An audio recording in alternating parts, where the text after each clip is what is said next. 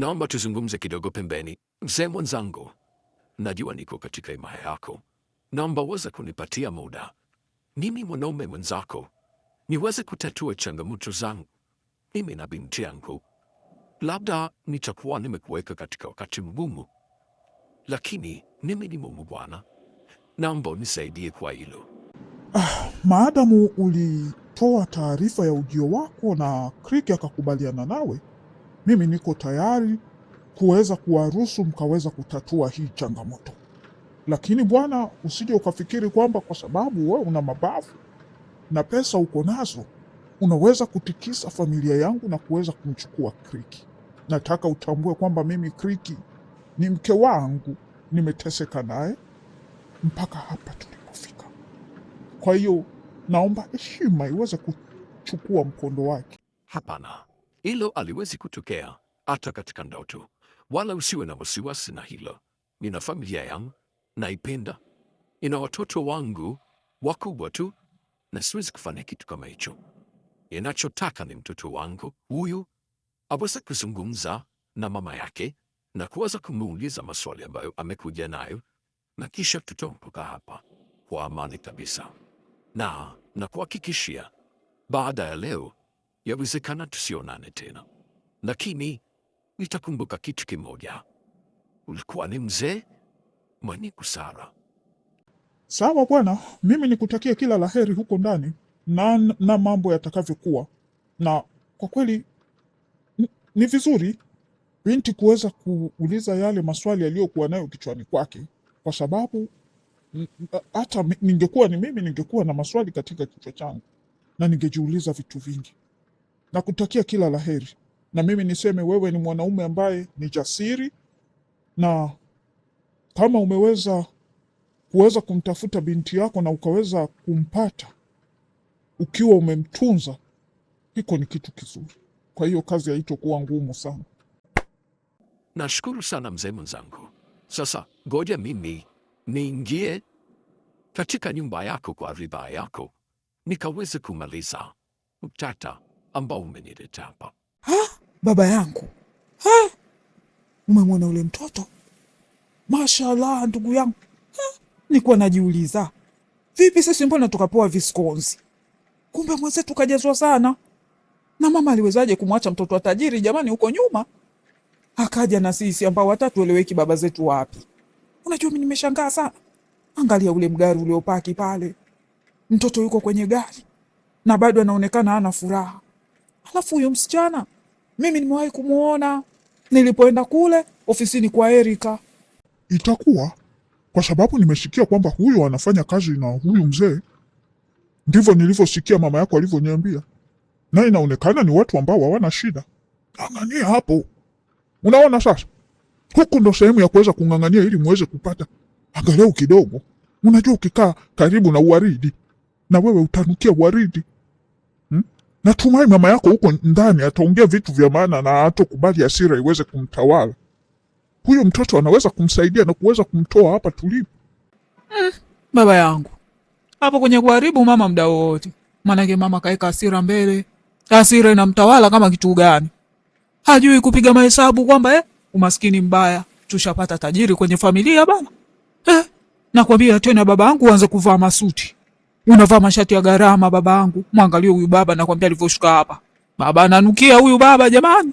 Unyunyu sijui kautoa wapi. Sijui ndo marashi ya Pemba tena wahenga wanayoyasema au vitu gani. Baba jamani msafi huyu. Kama kashushwa. Mwangalie huyo ndugu yangu. Lakini kilichosikitisha hata kunsalimia hajansalimia mwenzangu. Hayo mashati ya gharama kweli mimi mtanikumbuka mimi. Mtanikumbuka mimi kibwaya mimi. Ni amna ambavyo mnavyonidharau mimi baba yenu.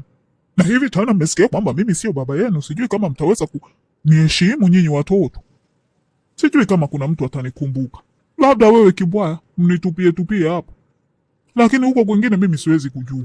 Lakini mimi ningekuwa ni Crick, ningekaa karibu na huyu mtoto. Labda angeweza kunitoa ama angeweza kunisukuma katika maisha.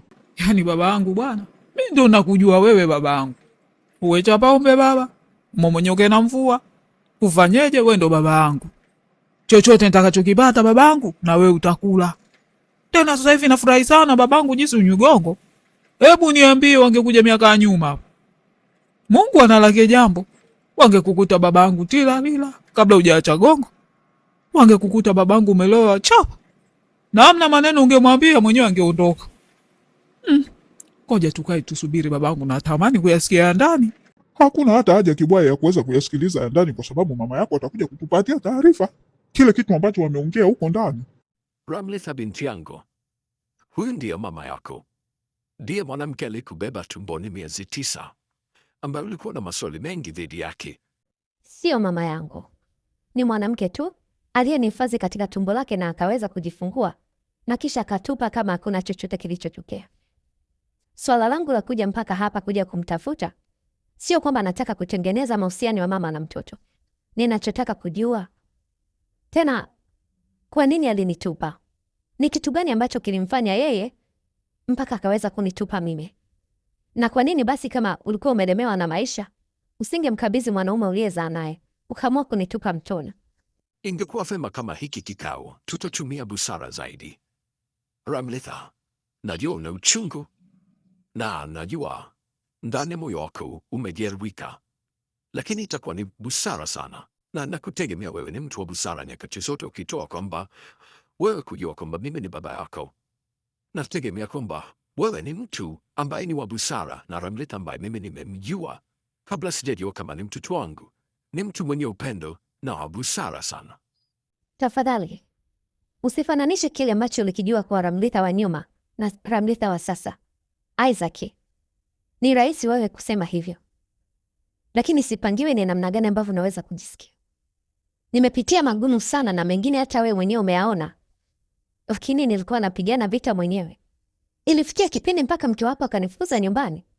Kwako ulifanya nini? Uligongelea msumari.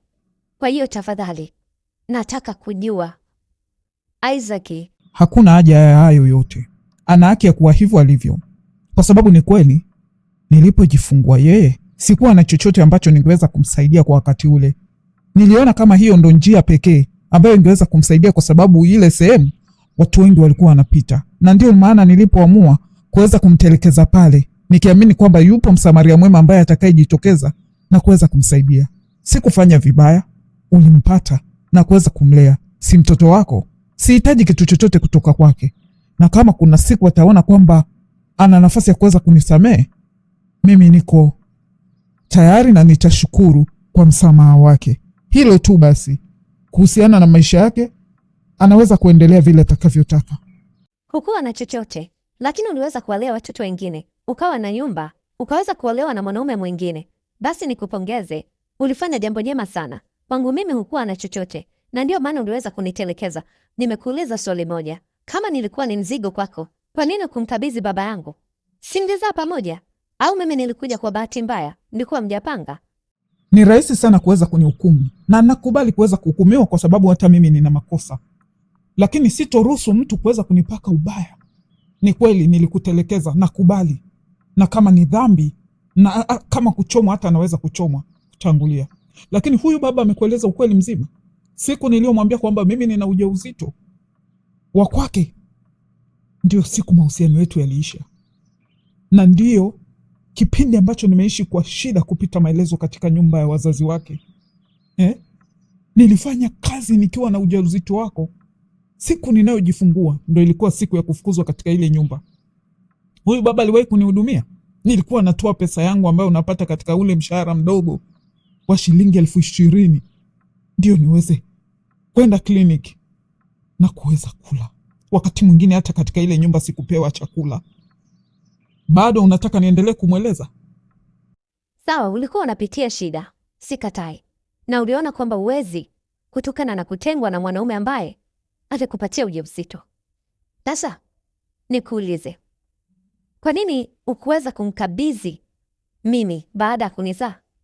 Labda ningeweza kunilinda. Je, pale uliponitelekeza labda ningekufa? Haikuwa rahisi kwangu. Ningewezaje kumpa? Tayari alikuwa amepatana na mwanamke wake, na akaamua kutoka katika nyumba ya wazazi wake, akaamua kuniachia msala nikiwa nateseka. Ulitaka nifanye nini? niliamua kukuweka pale. Msamaria mwema angeweza kukuokota, na bahati nzuri alikuokota baba yako ambaye hata hakujua umezaliwa vipi, lakini angalau unaonekana umepata elimu, angalau unaonekana maisha yako sio mabaya.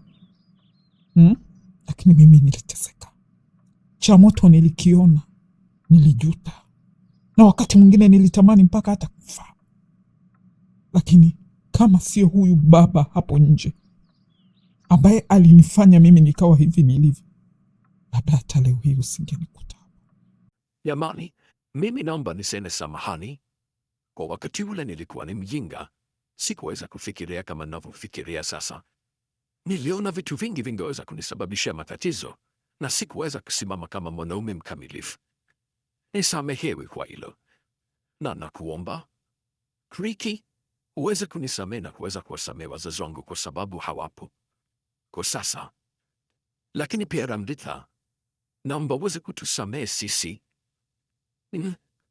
Niko tayari kuweza kubadilisha yale yote ambayo yametokea. Hatuwezi kukaa kwa kulaumiana. Makosa ameumbiwa binadamu, tayari tulishakosea. Kwa hiyo mimi hapa nimekuja kuomba msamaha. Unatambua kwamba baba yako hayuko huku nyumbani na ameondoka na Ramlitha hapa kwenda kumwonyesha mama yake? Yaani kumbe Isaac alikuwa anakaa na mimi hapa, anajua kabisa mama yake Ramlitha mpaka alipo. Huyu mzee ni mkora. Sasa Helen, nataka unisikilize kwa makini. Huwezi kukaa kwa machungu kila wakati. Hii vita imekaribia kufika mwisho. Ni lazima uweze kujipigania na mimi niweze kukupigania, tuweze kuungana kwa pamoja kuweza kusimama tena imara. Sasa mama, unataka mimi nisimame niungane na nyinyi? Nipiganie kitu gani? Nadhani wa kuungana ni wewe na Josephat. Yeye mwenyewe ulimsikia tena kwa kinywa chake mwenyewe kwamba mimi sikuwa mtoto wake, na alileta na vithibitisho, na hakukosea. Kama wanasayansi wanasema kwamba mimi sio mtoto wake, na wewe tayari ulishaniambia kwamba mimi baba yangu ni mganga, nitafanya nini hapa? Mimi ni kama mgeni katika hii nyumba mama. Mbona unataka kuniingiza kwenye matatizo zaidi wakati niliyokuwa nayo bado sijayatatua? Unajua huko kichwani kwako wewe kuna madudu. Unapojitenga na kujiweka mbali, ndipo ambapo Isaac naye atakuweka mbali. Huu sio wakati wa kuweza kujiweka mbali na Isaac. Umekuwa katika maisha ya Isaac tokea ukiwa unazaliwa. Isaac ndio baba aliyekupokea pale hospitali mimi nilipojifungua wewe. Unafikiri una baba mwingine? Huyo mkaka nani anataka kukaa karibu naye? Hayo ni makosa ya kitaalamu yalitokea, na hatuwezi kurudisha nyuma hizo siku. Hapa ni kwenda mbele tu. Umefanya kazi na Isaac, umejitolea. Isaac ni lazima akupe stahiki zako.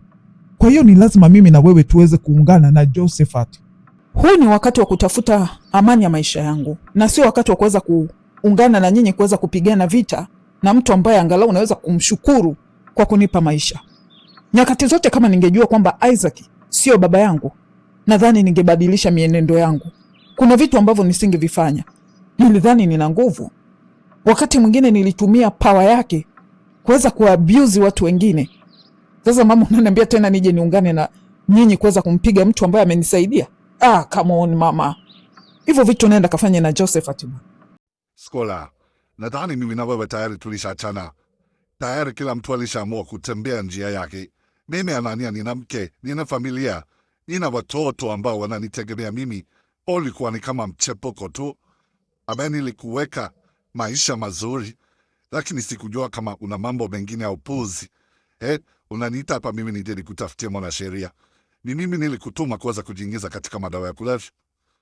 Nani mbele kuingiza katika hizi harakati zote ambazo mpaka zimekuleta hapa? Anania, wewe ndo msaada wangu wa mwisho.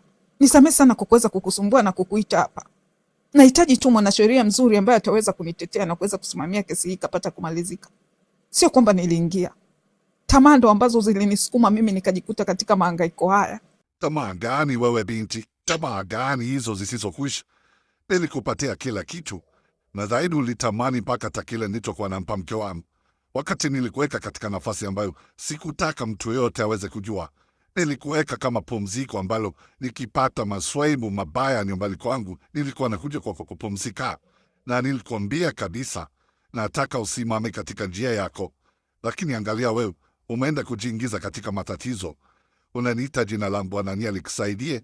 Mimi ni baba, ni mwenye watoto. Nimerudi nyumbani kwa mke wangu. Nimetambua thamani ya mke wangu. Wewe hapa nadhani panakufaa. Ina maana Anania, unasahau kabisa kile kipindi ambacho tumekuwa wote na furaha, tumeshirikiana pamoja, nimekupatia kila kitu unachokitaka. Anania, ni kitu gani ambacho sikukutunza nacho mpenzi wangu? Ni kweli nimejiingiza katika makosa ambayo yamenileta hapa. Labda ningekuwa na wakati wa kuweza kubadilisha, ningeweza, lakini nilitamani kuweza kuyaweka maisha bora, yale ambayo watu wengi walinijua kwamba mimi naishi maisha mazuri, familia yangu ina uwezo na nini. Nilitamani kuweza kuendelea kuweka ile social status yangu kuwa vizuri, lakini imenifikisha hapa. Nisaidie mwenzako Anania, na kuahidi sitokusumbua tena baada ya hapo. Unachoweza kunisaidia nacho ni kuweza kukaa mbali na mimi. Kaa mbali na mimi. Wacha kunipigia simu unapoingia katika matatizo. Mimi sio mtu ambaye ninakuingiza kwenye matatizo. Mimi na wewe tulishafuta hilo gazeti ama hicho kitabu cha mimi na wewe kuwa na mahusiano. Tafadhali sana. Nikutakie kila la heri. Na dunia duara. Ulimwengu ni shujaa. Asiyefunzwa na mamaye hufunzwa na ulimwengu. Huu ndo ulimwengu wenyewe.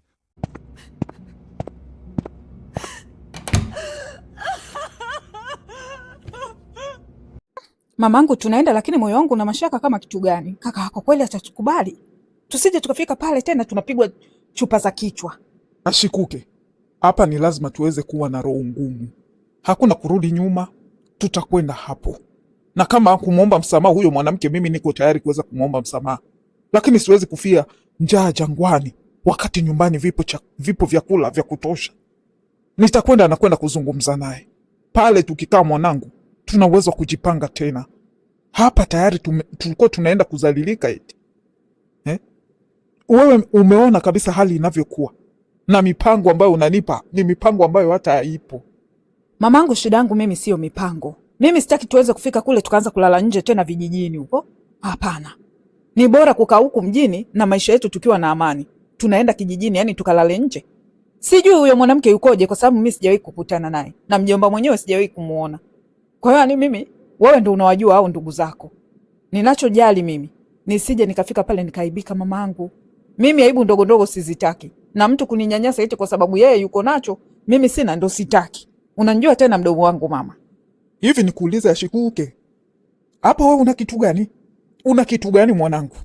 Yaani ukishabeba tenga tena la mboga unajiona kama mambo yote umeamaliza. Mwanangu, hapa hakuna cha mdomo. Huo mdomo fungia kwenye sketi. Mimi mama yako mwenyewe ni kiburi na jeuri, na huyo mwanamke simpendi kweli kweli. Lakini hapo ndo mahali ambapo tutakapopata uhai. Hapo ndo mahali ambapo tutakapojipanga na kurudi tena huku mjini tukiwa na tabasamu jipya. Kwa hiyo kuwa mvumilivu. Yaani mama, maisha yalivyotupeleka haraka haraka mpaka sasa hivi eti tunarudi kijijini. Tulikuwa mjini na maisha yetu vizuri jamani. Sijui kwa nini hatukupanga. Tulipata pesa na kujisahau na kuona kwamba hizo pesa zinaweza kuja kila wakati. Kumbe pesa za mifukoni mwa watu wakikupa leo, pigia mahesabu wakati huo huo. Sasa tumebaki watupu. Mtaji wenyewe huo niliopewa wa 100,000 umebaki nusu yake 50,000. Jamani, yaani haya maisha yanavyonipeleka mimi mwenyewe sielewi. Haya, twende huko kwa kaka yako tukajionee mengine. Mpenzi wangu, sidhani kama tunatakiwa tupange harusi kubwa hivyo. Mimi sina watu wengi wa kuweza kualika. Hakuna mtu ambaye alikuwa hapo katika safari yangu ya ukuaji. Hakuna mtu ambaye aliwahi kunishika mkono wakati nilipokuwa najitafuta. Mpenzi wangu, hatuna haja ya kuharibu pesa nyingi. Tunaweza tu kwenda huko kanisani kwenda kufunga harusi, na baadaye kumaliza tukarudi nyumbani na kuendelea na maisha yetu. Hatuna vitu vingi vya kuweza kufanya. Labda tukala tu mimi, wazazi wangu na watu wetu wa karibu, chakula kidogo na soda basi. Jamila wa moyo wangu, kama wewe mama umeliona hilo na kusema kwamba tusiharibu pesa, hicho ni kitu kizuri. Unajua ni wanawake wachache ambao wanaweza kukubali siku yao maalum iweze kuwa na kitu kidogo.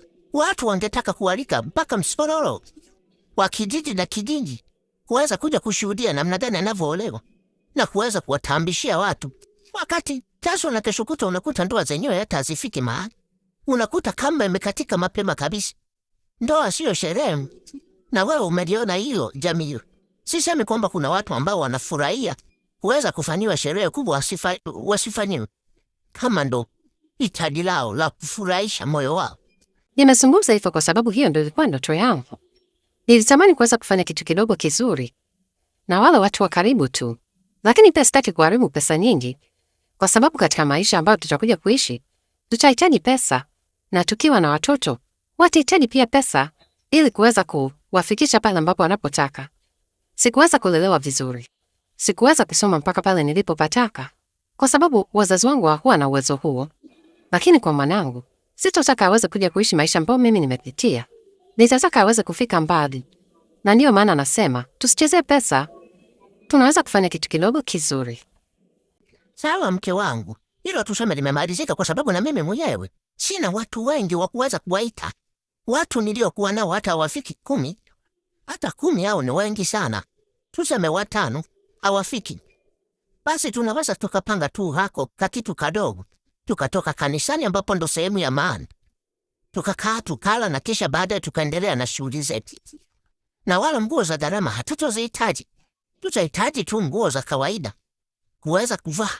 Labda gauni lako leupe hapo, ukaweka na nywele zako vizuri, tukafunga na mimi nikavaa kasuti kangu hata kama kamtumba.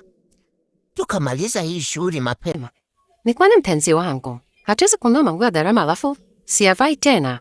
Au tunaweza kukodi na kisha kulirudisha, kwa sababu sitakuja kulitumia tena.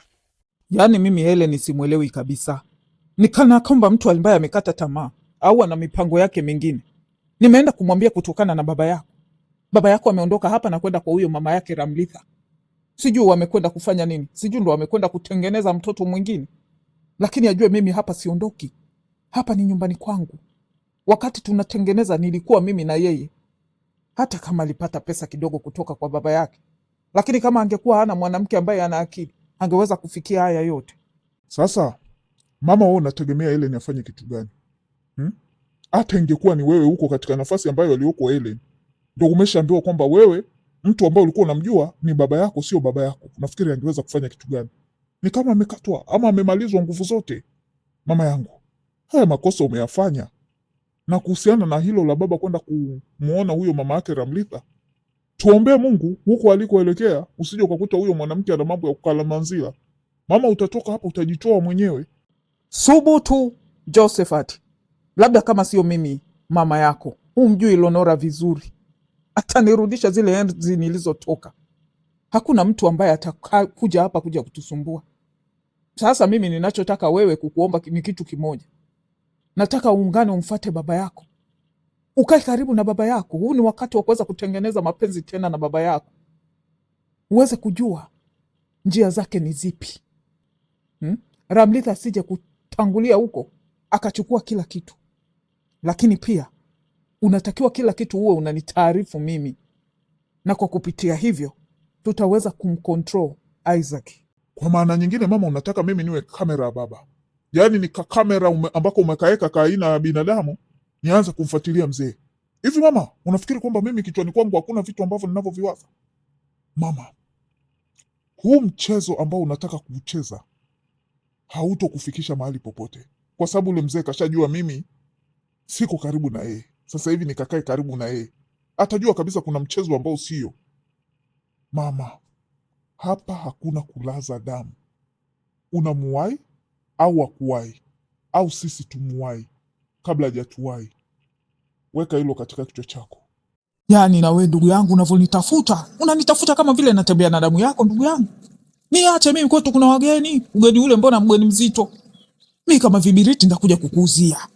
Shoga yangu, niache kwanza, kuna mambo ambayo nasikiliza. Ukiona gari tu unaanza kuniita. Unajua mimi domolopo muda wote nitakwambia.